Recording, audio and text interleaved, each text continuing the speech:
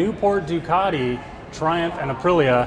We're going to be taking this little guy out today. This is the Ducati SuperSport S for 2018. We're going to be testing it, reviewing it, riding it.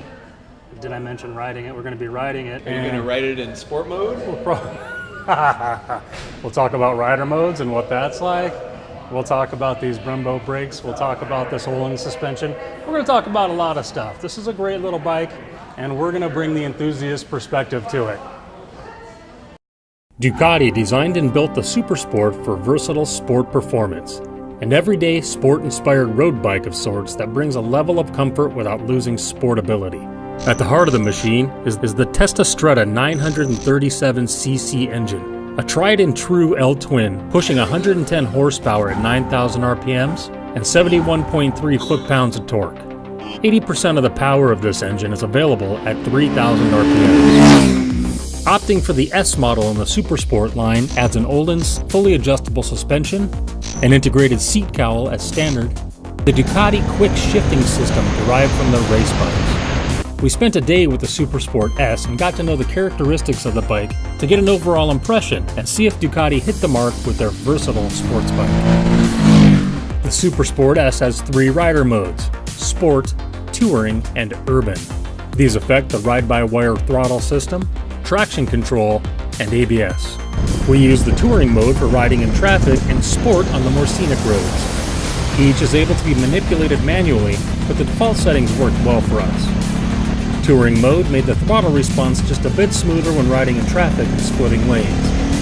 Urban mode was a bit more subtly intrusive and would probably be best suited for someone riding a machine like this for the first time or perhaps in rain conditions. On the road, I found the SuperSport S to be quite agile and compliant to input. The Olin suspension worked great and offered excellent stability and communication, as we've come to expect from bikes running their systems. But the SuperSport S complemented it well with its lightweight feel and an eagerness to be pushed into turns and twists.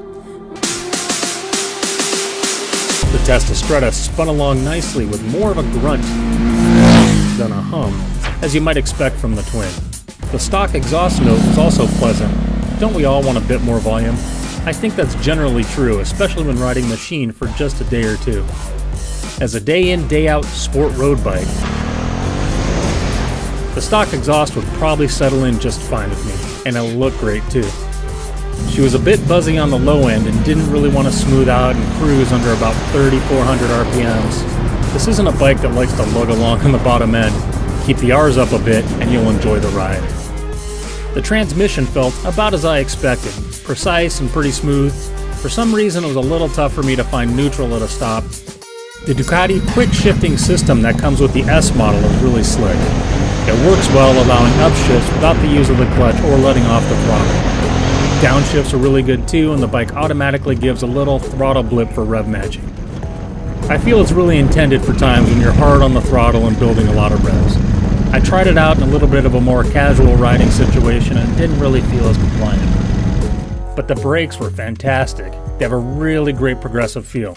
I would probably say that the initial bite is light for a sports bike, but perfect for a road bike with a sports pedigree. Seating position on the SuperSport was really nice. I felt like I sat into it instead of on top of it. The bars sit high for a sport bike and offer a more comfortable upright riding position. Although I feel like it was a pretty good reach to the bars, which lent itself perfectly to the sporting nature and the Ducati's naturally enthusiastic approach to the twisties.